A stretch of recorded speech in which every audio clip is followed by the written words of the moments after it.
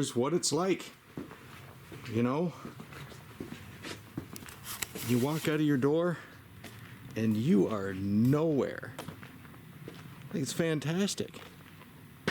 There's nobody for miles.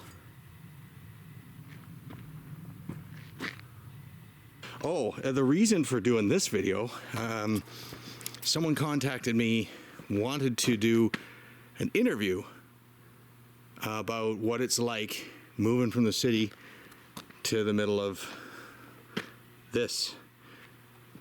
And I agreed to do it. I don't think they're coming here. We're just too far out. I think it's going to be one of those online interviews. But I get to put it on this channel, and that could be a start to, you know, something interesting. Okay, so I had to get these cameras set up for this little interview, so I thought this would be a good opportunity. Check levels, check lighting, and get everything set. Thought I would explain my thoughts and processes for this channel going forward. I haven't done anything with it. The original idea was kind of do a vlog. We moved in to this place. So we moved out of the city. We'd been there 52 years. I'd lived in the same city. My wife had lived otherwise. But 52 years, we moved out to the middle of nowhere, up to the mountains 3 years ago. So we've now been here 3 years. And it's been challenging. So because of where we're at, the fires, the electricity goes out a fair bit here. So we have got a generator,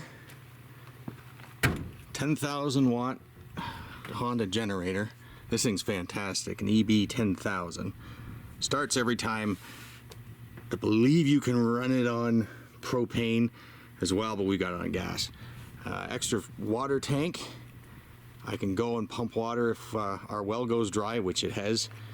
It's not easy living out like this, but I would still recommend it. Well, we'll get into that. But we've had fires, we've had drought, the well's gone dry.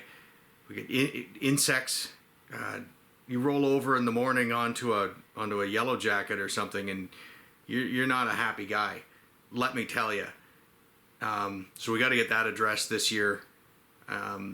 But what I wanted to do was I kind of wanted to get my legs under me here and kind of get the feel. I could, 3 years ago I would have looked into the camera and I would have said, "Oh, this is great. Well, you know what's happening? It seems cool. It's all right." Well, that buggy has been a lifesaver. So while we've been here, that thing moves all the wood, dumps all the wood, plows, and gets me everywhere. Do a little. I wanted to get some experience so that I can come here and say, yes, you can do it, or no, you can't do it. And yes, you can. You can. It's hard, but like when I got here, for example, the altitude really bothered me. Like I'm not young, did this fairly late in life. The altitude bothered me, and the amount of work that you can't just put off till later. Like I know I was guilty of that in the city. You could sort of put a project off, put a tarp over it, and in spring pick it back up again. Here, there's stuff that needs to be done, like for winter. If you don't have enough wood for winter, and you happen to heat your house with wood, you're gonna have a really, really unpleasant winter. Let me tell you.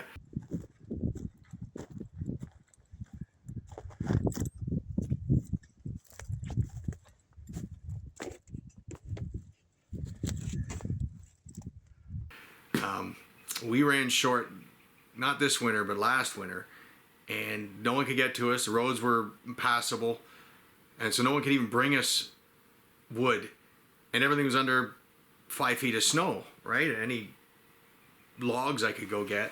So that sucked. So we won't be doing that again. So there's certain things where you can't quit. And when the fires were coming, and there was a time where I didn't think I could do it, like I was just gonna throw up my hands and give up. Well, it's not really an option. You know, you got your family looking up to you. You can't be weak.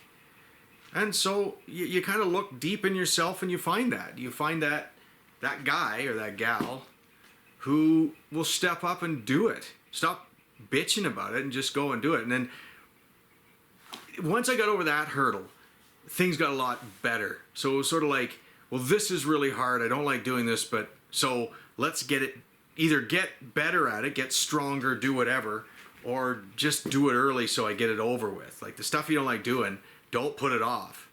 Just do it first and then do the stuff you do like doing. But anyways, that's where I want to go with this, is sort of like be an inspiration to those of you who think this would be something for you, but aren't sure. Because like I said, people live out here, they laugh at us. They laugh at us city folk. I'm still a city folk. I'm treated a little different out here. That's right. It's great to have shitty people. These shitty people come with their fancy shitty clothes and their big shitty cars. You know, and these shitty people have a shitty way of doing things that will expose us all to their shitty ideas. And not in a bad way. Like they kind of, it's insulting, but they don't mean it that well. They kind of do. Basically, I'm treated with kid gloves a lot of times, right? Because, you know, they don't want to. They think I'm fragile, which there's a bit of truth to that. You don't just step into toughness. You just don't. You gotta live in it. And I haven't lived a cushy, soft life. Don't get me wrong. I've had some incidents, but nothing like, you know, every single day you got to get up and you got to go chop some wood, or the boiler will go out and it's a bitch to get it fired up again. Anyways, there's lots to be done here. I've now sort of got the feel. It feels like home. That was another thing. Is this place? It didn't. You know, we more or less just got here. Fires came, and so it was kind of like, oh, whoa, what do we grab and we'll scoot out of here? Well, no. Now I've decided I've got a lot of equipment, and I've done some, long story, but I think I'd stay and fight the fire. I would not let my house go, you know, and I'm not leaving it up to the fire service guys either, because I saw the job they did, and don't get me wrong, love the fire guys, but there's a lot of mismanagement in fire services, at least where I'm at. Like almost everything, they've hired people who are not qualified. You know, when you're in the middle of a forest fire, this is a rant, but anyways, you're in the middle of like a wildfire, and you got a guy that's been doing a grunt on the ground for 30 years. He knows what he's doing, but he's taking orders from some 21-year-old with a clipboard who just got out of gender studies class. Bought a new case skid steer, bobcat, I guess what they're called. Just airing her out because little pungent. Got a steel on this. Needs a little work, but who cares? This is what I wanted to show you. We got this sucker. I got this sucker. I don't know. You know what? There's no we. There's no we on this channel. If you catch me saying we, I don't mean we. Everyone seems to do that, but there's no we. It's just me. I mean, it's me and my wife, but it's just me doing this stuff. So this came with the Bobcat, with the skid steer. And it's a little rough. I'm not going to lie. It's a little rough, but it runs perfectly. It actually functions. There are some leaks. I mean, I left this thumb up, and that's about in about a week we done that. She's a tad damp on the main rotary seal, whatever you would call this. I actually don't know yet, but I do know the engine runs good. Purrs like a kitten, actually. Really nice. This is an old Kobelco, I think. Yeah, old Kobelco. Got your armor plating, because who needs taillights? Now this came from a pretty damp area. Ooh, that looks leaky. Oh, she's crunchy. Everything functions. And shout out to the Diesel Creek. He's the one. I think he even got one of these. Probably, I think it was a 200 or 240 or something. and I think he said it was like the cheapest one he could find. This literally came in the package deal, and I can use it, so I took it. I was just up there. You really can't tell height. So here's the garage, and if I went straight, you have to go up that much to get to the next level, and that's where I'm just building a shooting range up there, and probably a little bunky, but for right now, no regrets. Anyways, and that's sort of it for right now. Very boring.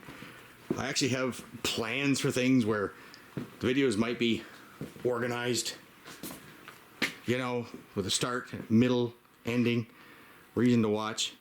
So, anyways, until next time, thanks for watching. If you do like this, hit the subscribe button. I could use it because look at it. There's like 10 people on it.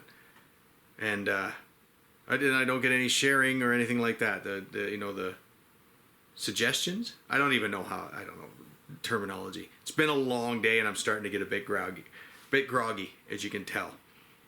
Then I had some rum. This is a little bit, just sprinkle of rum. And kind of feeling that after I got down off the hill. So before I just get completely incoherent, we'll see you next time. Go.